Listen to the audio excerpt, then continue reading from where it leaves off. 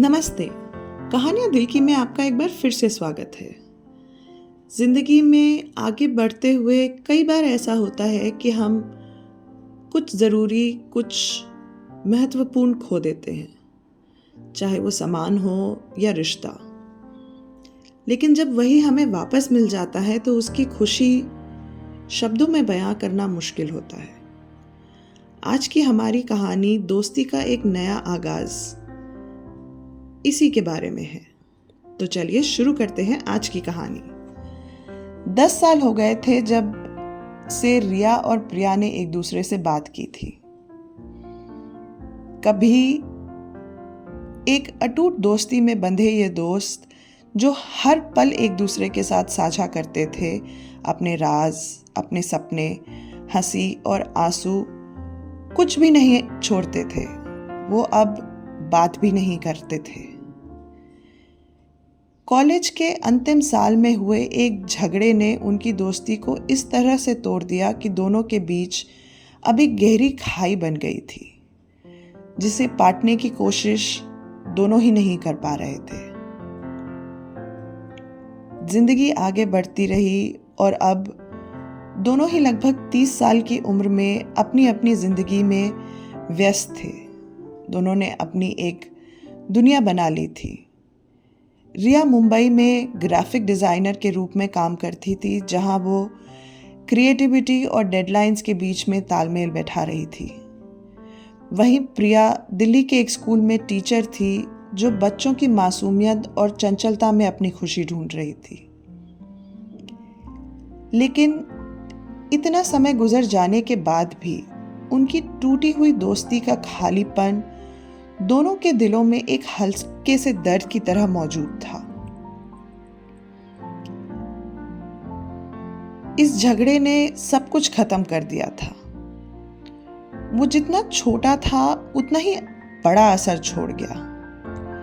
एक प्रोजेक्ट को ली हुई गलतफहमी ने इतना बड़ा रूप ले लिया कि कड़वी बातें जो इतनी तीखी थी कि दोनों के ही दिल में एक गहरी चोट कर गई। तुम्हें लगता है तुम मुझसे बेहतर हो, प्रिया ने गुस्से में कहा, और तुम्हें कभी मेरी मेहनत की कद्र ही नहीं रही, रिया ने पलटकर जवाब दिया। किसी ने माफी नहीं मांगी। दोनों का अहंकार और एक दूसरे के कहे हुए शब्दों का जो दर्द था, उसने दोनों को ही एक चुप्पी में बांध दिया। ये चुप्पी धीरे धीरे स्थायी बन गई। फोन और मैसेजेस आने बंद हो गए और उनकी दूरी गुजरते समय के साथ बढ़ती ही गई। आज एक बारिश भरी दोपहर में रिया के सामने एक निमंत्रण पत्र रखा था। एक सुंदर सा लिफाफा जिसके कोने में प्रिया का नाम लिखा था। अंदर एक कार्ड था जिसमें उनके कॉलेज बैच के रीयूनियन की तारीख और स्थान का उल्लेख था, जो अगले महीने दिल्ली में आयोजित हो रहा था। रिया इसको हाथ में लिए लंबे समय तक घूरती रही। यादें उसके दिमाग में उमड़ पड़ी, उन दिनों की जब वे देर रात तक पढ़ाई करते थे, लाइब्रेरी में स्नैक्स छुपा कर ले जाते थे और इतना हंसते थे कि पेट में दर्द होने लगता था। प्रिया को दोबारा देखने का ख्याल उसके दिल में एक अजीब सी हलचल कर रहा था। उस हलचल के साथ कुछ सवाल बार बार उसके दिमाग में घूम रहे थे। क्या प्रिया बात करना चाहेगी? क्या वो अभी भी मुझसे नाराज होगी? कई दिनों तक इसी दुविधा में रहने के बाद रिया ने अपना मन बना लिया। उसने दिल्ली की टिकट बुक कराई, यह उम्मीद करते हुए कि शायद अभी भी देर नहीं हुई है। रीयूनियन का आयोजन एक छोटे से हॉल में किया गया था, जो छोटी छोटी लाइटों और कॉलेज के दिनों की तस्वीरों से भरा हुआ था। पुराने दोस्त मिलकर हंस रहे थे और पुरानी यादें ताज़ा कर रहे थे। रिया को वहां पे कुछ अजीब सा लग रहा था। उसने भीड़ को देखा, उसका दिल तेजी से धड़क रहा था। और फिर उसने उसे देखा, प्रिया एक मेज के पास खड़ी कुछ दोस्तों से बातें कर रही थी।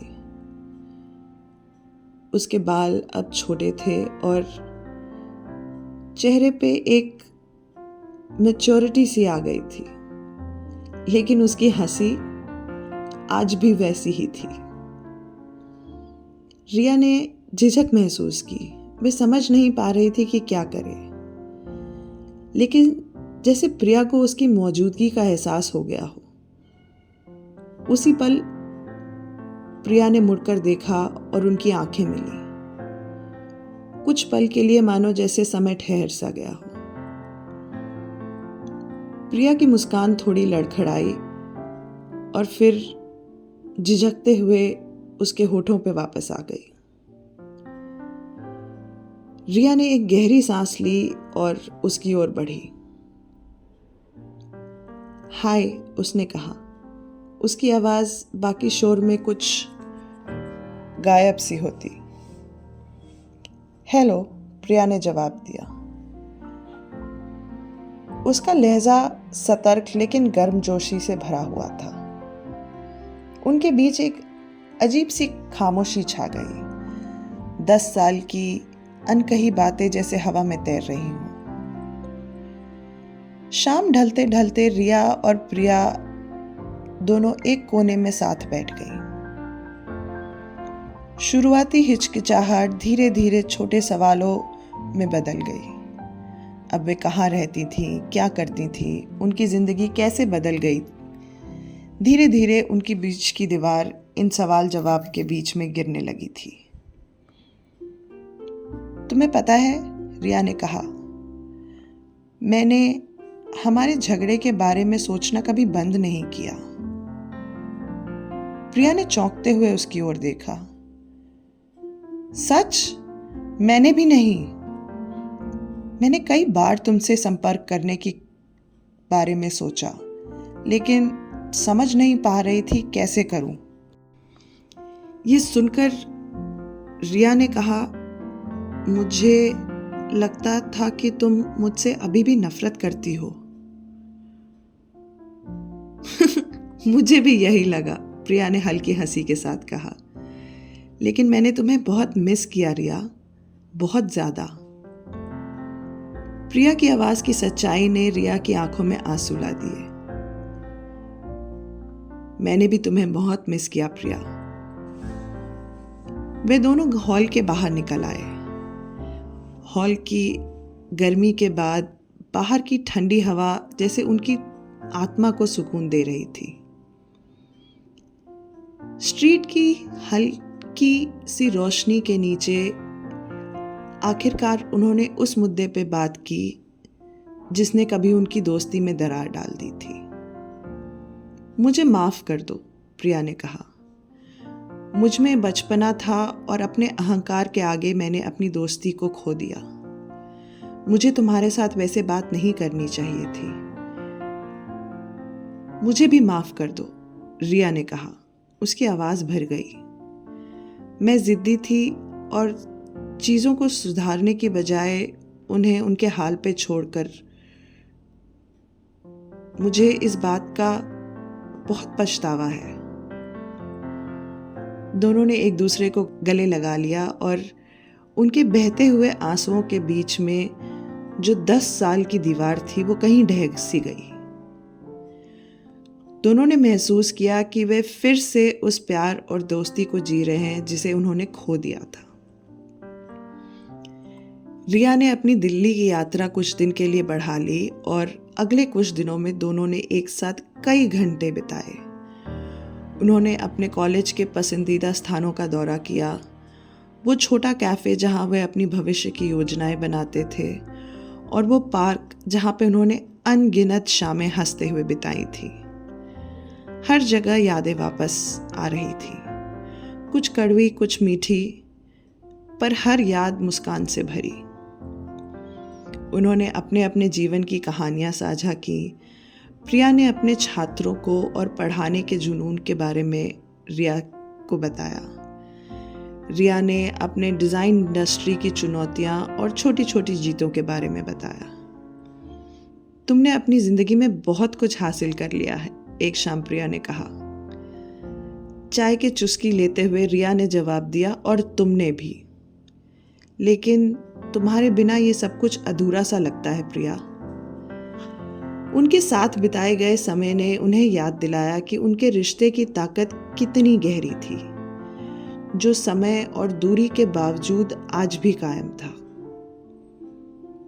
उन्होंने महसूस किया कि वे व्यक्तिगत रूप से कितना बढ़ चुकी थी और अब भी एक दूसरे के लिए कितना मायने रखती थी। मुझे लगता है हमें इस ब्रेक की जरूरत थी, प्रिया ने कहा। आगे बढ़ने, कुछ सीखने और ये समझने के लिए कि हमारे पास कितना अनमोल एक रिश्ता है। तुम सही कह रही हो, रिया ने सहमति जगाई, लेकिन अब ना मुझे कोई दूरी नहीं चाहिए। चलो वादा करते हैं कि अब हम किसी भी बात को और किसी भी हालात को अपने बीच नहीं आने देंगे। वादा, प्रिया ने मुस्कुराते हुए कहा और अपनी छोटी उंगली आगे बढ़ा दी। उन्होंने हंसते हुए एक दूसरे से ये वादा पक्का किया जैसे वो कॉलेज के दिनों में करते थे। अब रिया को मुंबई वापस लौटने का समय आ गया था, तो उन्होंने एक दूसरे को गले लगाया, इस यकीन के साथ कि अब वे संपर्क में रहेंगे। और वादे के मुताबिक उन्होंने एक दूसरे को नियमित रूप से फ़ोन करना, चाहे वो जन्मदिन हो, कोई उपलब्धि हो, अच्छे बुरे दिन हो, कोई भी पल छोटा या बड़ा नहीं था। उनकी फिर से जुड़ी दोस्ती दोनों के लिए खुशी और ताकत का स्रोत बन गई थी। उन्हें याद दिलाती रही कि सच्चे प्यार और समझ के साथ टूटे हुए रिश्ते फिर से जोड़े जा सकते हैं। सालों बाद जब वे एक और रियूनियन के दौरान साथ बैठी थीं, हंसी और पहचान के चेहरों के बीच, रिया और प्रिया ने एक दूसरे को देखा और मुस्कुरा दिए। उनके झगड़े के निशान अब पूरी तरह से भर चुके थे और उनके रिश्ते का बंधन पहले से भी ज्यादा मजबूत हो गया था। उनकी दोस्ती इस बात का प्रमाण थी कि चाहे जितनी दूरी पैदा हो जाए, सच्चा प्यार और समझ किसी भी खाई को पाट सकता है और खोए हुए रिश्ते को पाने की खुशी एक अलग ही जोश लाती है जीवन में।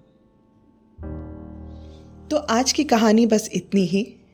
अगर आपको ये कहानी पसंद आई तो कमेंट्स में हमें ज़रूर बताइएगा और ये भी लिखिएगा कि अगर आपने ऐसा कुछ खोया हुआ पाया है तो। Thank you.